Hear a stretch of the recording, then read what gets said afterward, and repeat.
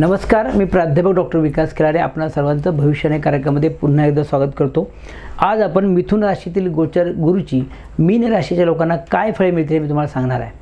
तत्पूर्वी गुरुग्रहाविषयी थोडी माहिती देतो म्हणजे हा विषय तुम्हाला खूप चांगल्या प्रकारे समजेल। 9 ग्रहामध्ये गुरु हा आकाराने सर्वात मोठा असणारा असा हा अतिशुभ ग्रह आहे। सर्व ग्रहामध्ये गुरुला लौकिकदृष्ट्या फार महत्त्व आहे। प्रत्येक शुभ कार्यामध्ये गुरुबळ आहे की नाही ते आजही पाहिलं जातं, एवढं महत्त्व गुरुला आहे। गुरु हा कुंडलीतील पंचम, नवम आणि दशम या स्थानाचा मालक असल्याने आपण गुरुवर्ण जातकाचं शिक्षण, संतती, बुद्धी, ज्ञान, उपासना, भाग्य, व्यक्तीतील सर्वोत्तम सद्गुण, त्याचबरोबर व्यक्तीची सामाजिक पतप्रतिष्ठा, मान सन्मान, कीर्ती, यश आणि पैसा या सगळ्या गोष्टीचा विचार आपण गुरुवर्ण करतो। थोडक्यात व्यक्तीला मिळणारी नशिबाची, भाग्याची साथ म्हणजे गुरु असं म्हणलं तर चुकीचे ठरणार नाही। गुरुच्या प्रभावाखाली कोण कोण येतं तर गुरुच्या प्रभावाखाली शिक्षक, प्राध्यापक, संस्थापक, जज, डॉक्टर्स, आमदार, खासदार, मंत्री, पुरोहित, कीर्तनकार, साधुसंत, महंत हे सर्व लोक गुरुच्या प्रभावाखाली येतात। गुरुला एका राशीतून दुसऱ्या राशीमध्ये जाण्याचं सर्वसाधारण 1 वर्ष राहतं, म्हणजे सरासरी 1 वर्षानंतर गुरु हा राशांतर करतो। गुरुचं गोचर हे आपल्या राशीला जेव्हा गुरु दुसरा, 5वा, 7वा, 9वा आणि 11वा येतो तेव्हा अतिशय शुभफलदायी ठरतं। या उलट गुरु जेव्हा राशीला 4था, 8वा, 12वा, 3रा आणि 6वा येतो तेव्हा तो अतिशय अशुभ फलदायी ठरतो। असा हा गुरु 15 मे 2025 रोजी वृषभ या राशीतून मिथुन या शत्रूच्या म्हणजे बुधाच्या राशीमध्ये प्रवेश करणार असून तो तेथे 15 मे 25 ते 1 जून 26 पर्यंत राहणार आहे। गुरुच्या बेसिक माहितीनंतर आता आपण या मिथुन राशीतील गोचर गुरुची मीन या राशीच्या लोकांना काय फळे मिळतील मी तुम्हाला सांगण्याचा प्रयत्न करणार आहे। 15 मे 2025 ते 1 जून 26 पर्यंत मीन राशीला गुरु 4था म्हणजे राशीच्या चतुर्थ स्थानातून गुरु जात असल्यामुळे हा 4था गुरु काहीचा प्रतिकूल आणि त्रासदायक या राशीच्या लोकांना जाणार आहे। कारण राशीला 4था गुरु हा प्रतिकूल असतो। का प्रतिकूल असतो ते कारण तुम्हाला सांगतो, शास्त्रीय कारण। चतुर्थ स्थान हे मोक्षस्थान आहे आणि मोक्षाला पोषक असणारा गुरु जर चतुर्थात येत असेल तर हा तुम्हाला संसारातून बाहेर काढण्यासाठी पोषक ठरणार आहे। म्हणजे चतुर्थ या मोक्षस्थानातून होणारा गुरुचा एक गोचर कौटुंबिक सौख्यासाठी बाधक असल्याने हा गुरु कौटुंबिक व सांसारिक बाबतीत विरक्ती देणार राहिले, लक्षात घ्या। मीन राशीला सध्या शनीची 7.5 प्रतिकूल सुरू असून राहूचं गोचरही राशींना प्रतिकूल आहे। त्यात आता गुरुचं गोचर प्रतिकूल येत असल्याने या लोकांच्या अडचणीमध्ये आता वाढ होईल। मीन लग्नाला की मीन राशीला गुरु हा लग्नेश आणि दशमेश होऊन हा चतुर्थात येत असल्यामुळे करिअर तसेच प्रॉपर्टी, घर, गाडी, वास्तू यांच्या प्राप्तीसाठी मात्र हा गुरु शुभफलदायी ठरणार आहे। काहींना यांची प्राप्ती या काळात होणं संभवतं, मात्र 7.5 सुरू असल्याने मोठी खरेदी करणं, कर्ज काढणं ह्या गोष्टी टाळा असं माझं मत राहील। आता या गुरुची आपल्याला सविस्तर फळं काय मिळते मी तुम्हाला एक एक सांगणार आहे।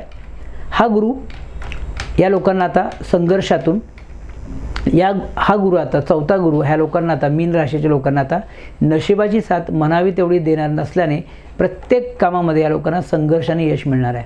हाती घेतलेल्या कामामध्ये अडचणी अडथळे येतील, त्यामुळे या लोकांना आता कष्ट आणि परिश्रम पहिल्यापेक्षा जास्त वाढवावा लागेल, म्हणजे त्यांना आर्थिक प्राप्ती होईल।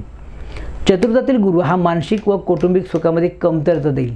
या गुरुमुळे शांत झोप न लागणं, सुख समाधान न मिळणं व त्यामुळे अस्वस्थता, उदासी, बेचैनी इत्यादी राहणं संभवतं। चतुर्थ हे मोक्षस्थान असल्याने हा गुरु काहींना अध्यात्म, योग साधना यासाठी उत्तम ठरेल। त्यामुळे काही लोक आध्यात्मिक उन्नतीसाठी घरापासून दूर जाण्याची शक्यता राहील। थोडक्यात हा गुरु कौटुंबिक सौख्याला बाधक ठरेल। पंचम स्थानाच्या व्यय स्थानामध्ये गुरु येत असल्याने हा पंचम स्थानावरून पाहिल्या जाणाऱ्या गोष्टीचा नाश हा गुरु करण्याची शक्यता राहील। म्हणजेच या काळात काहींना प्रियजनांचा वियोग होणं, दुरावा होणं किंवा त्यांच्याशी मतभेद होणं व त्यातून बाहेर पडणं इत्यादी संभवतं। त्यातूनही मनस्ताप संभवतो। थोडक्यात हा गुरु प्रेम प्रकरणामध्ये दुःख, अपयश आणि त्रास देणारा जाईल। शिक्षणाच्या दृष्टीने हा गुरु विद्यार्थ्यांसाठी प्रतिकूल ठरेल। शिक्षणामध्ये अपेक्षित यश न मिळणं तसेच अभ्यासात लक्ष न लागणं संभवतं। शेअर्स, रेस, लॉटरी, सट्टा यामध्ये पैसे आता या लोकांनी गुंतवू नये। ट्रेडिंग अजिबात करू नये, अन्यथा या लोकांना मोठं आर्थिक नुकसान होईल। या गुरुमुळे आता या लोकांना नानाविध क्लेश, भावंडाकडून त्रास, शत्रुवृद्धी तसेच स्थानत्याग इत्यादी गोष्टी संभवतात। कायद्याचं पालन न केल्यास काहींना दंड व शिक्षा होणं संभवतं। 12व्या स्थानात गुरुची दृष्टी असल्याने व 12व्या स्थानातून राहूचं गोचर प्रतिकूल सुरू असल्याने काही लोकांना नोव्हेंबर 2026 पर्यंत धननाश, आर्थिक नुकसान होणं, स्थलांतर, परदेश गमन, मोठे खर्च आणि त्यातून मनस्ताप होणं संभवतं। मानसिक त्रास शनीचे चंद्रावरून आता गोचर सुरू आहे, म्हणजे मधला टप्पा चालू आहे 7.5 मधला टप्पा सुरू आहे. शनीचं चंद्रावरून गोचर प्रतिकूल सुरू असल्याने ह्या लोकांना प्रचंड शारीरिक मानसिक त्रास होणं या काळात संभवतं. वैवाहिक जीवनामध्ये काहींच्या कटकटी वाद वाढतील, मतभेद राहतील. त्यामुळे ह्यांनी थोडंसं शांत आणि संयमी राहिलं पाहिजे, वाद टाळले पाहिजेत. या गुरुमुळे या लोकांना मानसिक त्रास होणं संभवतं. वैवाहिक जीवनामध्ये कटकटी वाद वाढण्याची शक्यता राहील. आरोग्याची समस्या राहतील, मनस्ताप होईल, लांबचे प्रवास, स्थलांतर, अशांती, दुःख, निराशा, शरीर कष्ट इत्यादी अशुभ फळ या शनीमुळे मिळणार आहे आणि गुरुमुळे मिळणार आहे. या काळात या लोकांनी शांत आणि संयमी राहावं. कोणताही निर्णय उतावीळपणे आणि अविचारी घेऊ नये, अन्यथा भविष्यात नुकसान संभवतं. या चौथ्या गुरुची प्रतिकूल की अशुभ फळं या लोकांना मिळू नयेत की ती शुभ मिळावीत, यासाठी या लोकांना काय उपाय केले पाहिजेत हे मी तुम्हाला उपाय सांगणार आहे. त्या उपाय जर तुम्ही केले तर नक्कीच तुम्हाला त्रास कमी होईल. शनीची 7.5 असल्यामुळे तुम्हाला शनीची उपासना तर पुढले 2.5 वर्ष केलीच पाहिजे. त्याचबरोबर गुरु उपासना मी सांगतो ती तुम्ही करा. पहिली म्हणजे गुरुचा जो ग्रंथोक्त मंत्र आहे तो म्हणजे देवानांच्या ऋषीनांच्या गुरु कांचन सन्निभम बुद्धिभूतम त्रिलोकेशम तम नमामि बृहस्पतीम या मंत्राचा रोज 1 माळ जप करा. त्याचबरोबर एक बीजमंत्र आहे ओम ऐं क्लीं बृहस्पते नमः, याही मंत्राचा 1 माळ जप करा. तसेच दर गुरुवारी श्री स्वामी समर्थांचं किंवा दत्तात्रयांचं दर्शन घ्यावं आणि त्यांना एक पिवळ्या वस्त्रामध्ये हरभऱ्याची डाळ गूळ घेऊन ती अर्पण करावी. किंवा गोरगरिबांना साखर, धान्य, हरभऱ्याची डाळ, हळद, केशर, पिवळे वस्त्र यापैकी जे शक्य असेल ते दान करावं. श्री स्वामी समर्थ या तारक मंत्राचा रोज 1 माळ जप करा, म्हणजे नक्कीच तुम्हाला गुरुची कृपादृष्टी राहील. गरजू किंवा गरीब मुलांना अन्नदान करा, पुस्तकं वह्या यांचं दान करा, नक्कीच फायदा होईल. आणि सगळ्यात मुख्य म्हणजे आपल्या आईवडिलांची, गुरुजनांची तशी वडीलधाऱ्या माणसांची मनापासून सेवा करावी, म्हणजे गुरुची कृपादृष्टी होईल. हे सर्व उपाय जर तुम्ही मनापासून केले, त्याचबरोबर शनीची उपासना केली तर नक्कीच तुम्हाला हा त्रास कमी होईल. हे गुरुचं गोचर मीन राशीच्या लोकांना समजलं असेल कोणत्या गोष्टीची काळजी घ्यावी, काय करू नये, काय करावं हे मी तुम्हाला सगळं त्यामध्ये सांगितलेलं आहे. एक निवेदन करतो, ज्या लोकांनी अजूनही आपला चॅनल सबस्क्राईब लाईक केला नसेल त्याने आपला चॅनल सबस्क्राईब करा, लाईक करा. आणि सगळ्यात मुख्य म्हणजे आपले मित्र, नातेवाईक, आप्तेष्ट यांना हा व्हिडिओ शेअर करायला विसरू नका.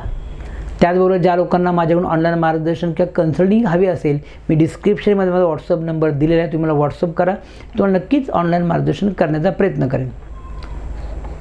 अशा प्रकारे 6 भाग्यवान राशींना हे गुरुचं गोचर कसं जाईल मी तुम्हाला सांगितलं आहे. त्याबरोबर मेष ते मीन या 12ही राशीच्या लोकांना हे गुरुचं गोचर कसं जाईल, काय गोष्टी घडतील, काय घडणार नाही ते मी सगळं सांगलेलं आहे. हे सगळं गुरुचं गोचर तुम्हा लोकांना आवडलं असेल अशी अपेक्षा करतो. हे सर्व व्हिडिओ तुम्ही सगळ्यांनी पाहावेत आणि सगळ्यात मुख्य म्हणजे आपला चॅनल सबस्क्राईब करा आणि हे व्हिडिओ जितक्या लोकांना जमेल तितक्या शक्य त्या लोकांना तेवढे तुम्ही शेअर करा विसरू नका, मी तुम्हाला निवेदन करतो आणि थांबतो. अशा प्रकारे गुरुचं गोचर संपलं असं मी जाहीर करतो. यानंतर आपण राहू केतूही 29 मेला राशांतर करतो आहे, तेही राहू केतूचं गोचर कसं झालं मी तुम्हाला सांगणार आहे. तोही व्हिडिओ तुम्ही अवश्य पहा. तोपर्यंत श्री स्वामी समर्थ.